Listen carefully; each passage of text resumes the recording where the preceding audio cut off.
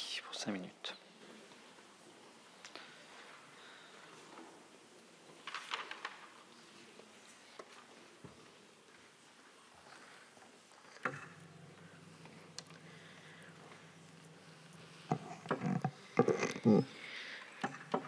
Monsieur le Président, Madame la Ministre, Mesdames les rapporteurs, Monsieur le rapporteur, chers collègues. Le 11 février dernier, cela a été rappelé, nous célébrions les 20 ans de la loi de 2005 qui a inscrit dans notre droit un principe essentiel, celui d'une école qui accueille tous les enfants sans distinction. Depuis, nous avons franchi un cap historique. Il y avait 100 000 élèves en situation de handicap en 2006. Ils sont plus de 500 000 en 2024. Cette avancée est une fierté nationale, mais elle repose avant tout sur des femmes et des hommes de l'ombre, trop souvent oubliés. Les accompagnants des élèves en situation de handicap, les AESH, et les assistants d'éducation, les AED. Leur rôle dépasse largement l'assistance technique. Ils sont des repères, des solutions, des visages familiers qui sécurisent, encouragent et rendent l'école accessible à ceux qui, sans eux, en seraient exclus. Pourtant, pendant trop longtemps, ils ont été laissés pour compte. Avant 2022, plus de 80% des AESH étaient en CDD, contraints à un temps partiel subi avec des salaires indécents, parfois inférieurs au seuil de pauvreté. Quant aux AED, leur statut, figé depuis 2003, les maintenait dans une précarité structurelle, sans la moindre perspective de CDI alors même qu'ils participent activement à l'accompagnement éducatif et à l'amélioration du climat scolaire. C'est en cela que la loi de 2022 a marqué un tournant.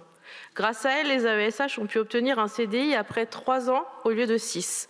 Et les AED ont enfin eu accès à un CDI après 6 ans d'ancienneté. L'impact a été immédiat.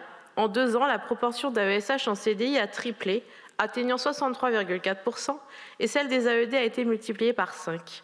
Dans la foulée, l'État a repris la main sur le financement des AESH, leur donnant accès aux prestations sociales du ministère de l'Éducation nationale et mettant fin à ce qui devenait une charge financière lourde pour les établissements.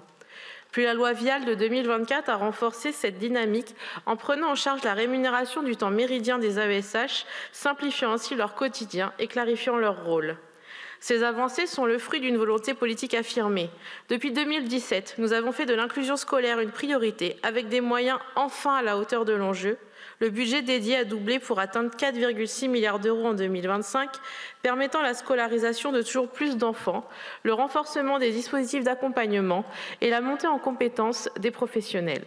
Le nombre d'AESH a fortement augmenté et 2000 nouveaux postes doivent encore être créés pour répondre aux besoins croissants. Mais nous sommes réalistes, il reste encore du chemin à parcourir.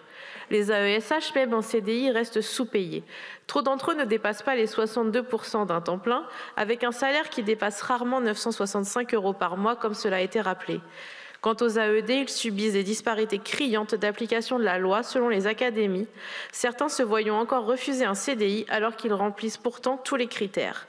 Ce n'est pas tout, les AESH, leur formation, comme cela a été rappelé, reste insuffisante. 60 heures initiales ne permettent pas de répondre aux besoins spécifiques des élèves qu'ils accompagnent. La formation continue, pourtant indispensable face à l'évolution des pratiques et des handicaps, est quasi inexistante. Leur intégration au sein des équipes pédagogiques reste elle aussi trop marginale.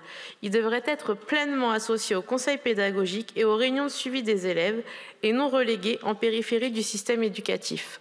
Autre problème majeur, la gestion des affectations. Beaucoup d'AESH jonglent entre plusieurs établissements avec des emplois du temps éclatés et des déplacements non rémunérés. Comment s'investir pleinement quand on passe plus de temps sur la route qu'auprès des élèves ? Nous devons donc aller plus loin. L'amélioration du statut des AESH et des AED est une nécessité, mais elle ne peut ignorer les contraintes qui l'accompagnent. La création d'un corps dédié dans la fonction publique doit tenir compte des équilibres budgétaires et de l'équité avec d'autres personnels, notamment enseignants, dont la charge de travail dépasse les seules heures de présence en classe. De plus, la fonctionnalisation pose la question du temps de travail et de la comptabilité avec la variabilité des besoins définis par les MDPH, en particulier dans les zones rurales. Ces défis ne doivent toutefois pas être un frein à la réflexion.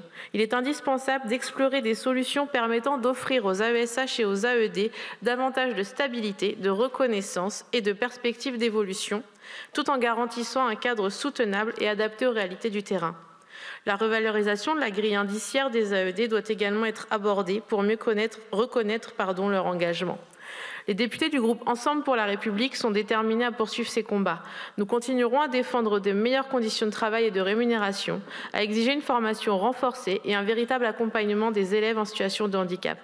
L'école inclusive ne doit pas être un simple slogan, mais une réalité vécue sur le terrain par chaque enfant, chaque famille et chaque professionnel de l'éducation. Pour que l'école inclusive ne soit pas une promesse en l'air, mais une évidence. Je vous remercie. Merci. La parole est à Madame Muriel Levrault pour le groupe LFI-NF.